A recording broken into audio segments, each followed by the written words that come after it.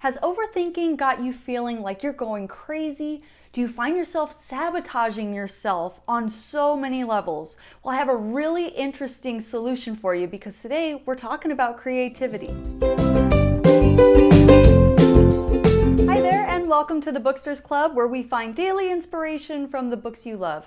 And today's featured book is The 7 Secrets to Healthy, Happy Relationships by Miguel Ruiz and also Heathrash, Amara. I'm not sure if I'm saying that correctly, but you can take a better look at it here. And today's inspirational thought comes to us on page number 130. It says, "Something amazing happens when we consciously create things in our lives, as doing so can make you feel alive and connected in a way that nothing else will. Consciously creating means that you set out with the intention of doing or making something new, something that the very process of doing excites you and makes your heart sing.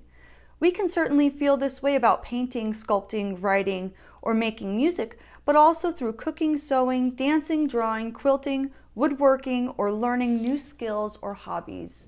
Creativity is usually thought of as something that is a side note, also something that you're born with. You either have creativity or you don't. That is false. We all have the ability to be creative.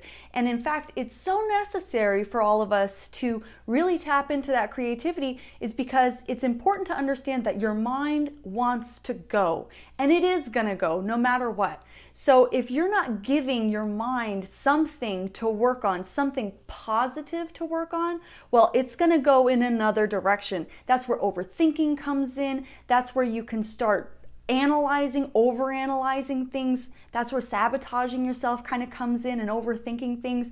If you're finding yourself at night and your mind is just going and going and going.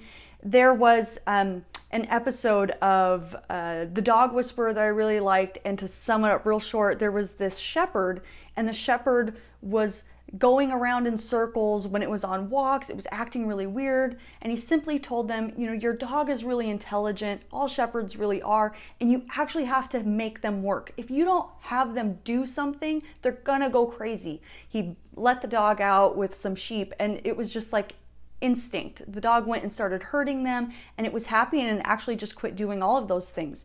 So creativity is just like that. It's giving your mind the exercise, the enjoyment that it was really intended and created to do.